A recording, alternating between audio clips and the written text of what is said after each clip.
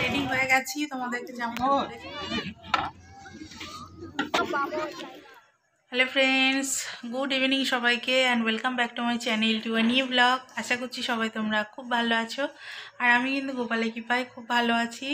তো শুভ সন্ধ্যা সবাইকে। আর আজকে হচ্ছে শনিবার, এখন বাজে ওই 8:30 মতো। তো সারাদিন ব্লগ শুরু করতে পারিনি, বাবুকে পড়ানো নিয়ে এখন একটু ব্যস্ত। আর এই যে দেখো, পড়ে পড়ে ক্লান্ত। সারাদিন একই জিনিস পড়ে পড়ে ও ক্লান্ত, আর আমিও পড়েই পড়েই ক্লান্ত। জানি না রেজাল্টটা কি হবে আসলে। এই যে এক্সারসাইজ করছে, পড়ে পড়ে গা হাত পা সব ব্যথা হয়ে যাচ্ছে। যাই হোক, বাবুকে পড়াচ্ছি এখন। আর একটা জায়গায় যাব একটু পরে, তো ভাবলাম ভিডিওটা স্টার্ট করি, তোমরা ভিডিওটা দেখতে থাকো, আশা করি তোমাদের ভালো লাগবে। আর কোথায় যাচ্ছি সেটাও তোমরা বুঝতে পারবে, তো চলো ভিডিওটা দেখতে থাকো। এই যে বন্ধুরা, রেডি হয়ে গেছি, তোমাদেরকে যেমনটা বলেছিলাম যে এক জায়গায় যাব। তো আমাদের পাড়ায় হচ্ছে আজকে গ্রহরাজের মন্দিরে পুজো, মানে বাৎসরিক পুজো। তো প্রত্যেক বছরই আমরা ওখানে যাই, তো সেখানে আজকে খাওয়া দাওয়ার নিমন্ত্রণ আছে। সেই জন্য রাত্রে কোনো রান্না বান্নার কোনো ঝামেলা নেই। তো দেখো, এখন মোটামুটি এই যে রেডি হয়ে গেছি, আর বাবু পাপা দুজনেই বেরিয়ে গেছে বাইরে। তো চলো আমিও বেরোবো, আর গিয়ে দেখি কতটা কি ভিডিও করতে পারি। চলো তাহলে। এই তো বাবু গাড়িতে উঠে পড়েছে, এবার আমি উঠবো। তার আগে চলো একটু এসছি মুদিখানার দোকানে। কারণ হচ্ছে আমাদের ঘরের যেসব অল আউটগুলো ছিল না, সমস্ত মেশিনগুলো নষ্ট হয়ে গেছে। তো আগে এটা নিয়ে নিলাম, কারণ ফেরার সময় হয়তো দোকান বন্ধ হয়ে যাবে। তো একটা মেশিন, একটা তেল। আর এদিকে গাড়িটা এক জায়গায় পার্কিং করে দেখো চলে এসেছি। এই পাশের রাস্তাটাকে বন্ধ করে দিয়েছে যাতে লোকজন যাবে বলে পুজো। তো এই যে সেই মন্দিরটা। তো চলো আগে ঠাকুরকে প্রণাম করে নিই।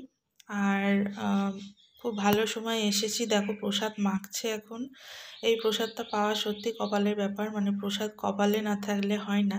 তো যাই হোক, ঠাকুরের কৃপায় আমরা সঠিক সময় এসেছি, এই জন্য একটু প্রসাদটা পেলাম। তো আমিও এখন প্রণাম করে একটু প্রসাদটা নিয়ে নেব, আর বাবুকে পাপা খাইয়ে দিচ্ছে। তোমরা তো জানোই বড় ঠাকুরের মেন প্রসাদ হচ্ছে এই যে সিন্নি মাখা, আর এটা খেতে তো বাবু ভীষণ ভালোবাসে। তো যাই হোক, এখন একটু নিয়ে নিচ্ছি দেখো। আর এরপরে চলো খিচুড়ি মানে খাওয়ার জায়গাটায় যাব, তোমাদেরকেও দেখাবো। তো হাতে এমনভাবে দিয়ে দিয়েছে না, মানে এতটা বেশি দিয়ে দিয়েছে ধরতেও পারছি না, গড়িয়ে পড়ছে। তো খুব অস্বস্তি হচ্ছিল। আর বাবু খাবে চেরিটা, চেরিটা রয়েছে নিচের দিকটায়। তো কিভাবে ওর গালে দেবো বুঝতেও পারছিলাম না, হাত ধোয়ার জায়গাও নেই। তো যাই হোক করে খেয়ে নিয়ে দেখো এখন চলে এসেছি খাওয়ার জায়গায়। আর প্রচণ্ড ভিড়, মানে কয়েক হাজার লোকের ভিড়, তোমরা দেখে বুঝতেই পারছো। তো কোনো অসুবিধা নেই, ওদের সিস্টেম ভালো, একসঙ্গেই 200-300 লোক বসে খেতে পারে। এটা একটা বড় মাঠ। এই মাঠে আমি আগে হাঁটতে আসতাম, আর আমাদের বাড়ির একদম কাছে এই মাঠটা। তো আর এইখানে দেখো প্যান্ডেল করা, এখানে খিচুড়ি যারা বাড়িতে নিয়ে যাবে, যতটা পরিমাণে নিয়ে যেতে চায় না কেন সবটাই ওরা দিয়ে দেয়, কোনো মানে কিছু বলে না আর কি।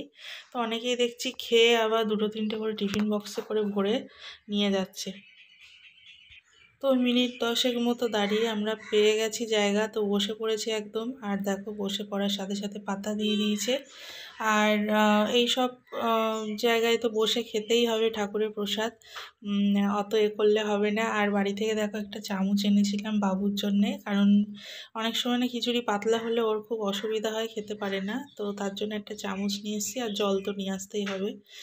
আর এই যে দেখো এখন গরম গরম খিচুড়ি দিচ্ছে, মানে ভীষণ গরমও নয় একদম ঠান্ডাও নয়, একদম পারফেক্ট আর কি।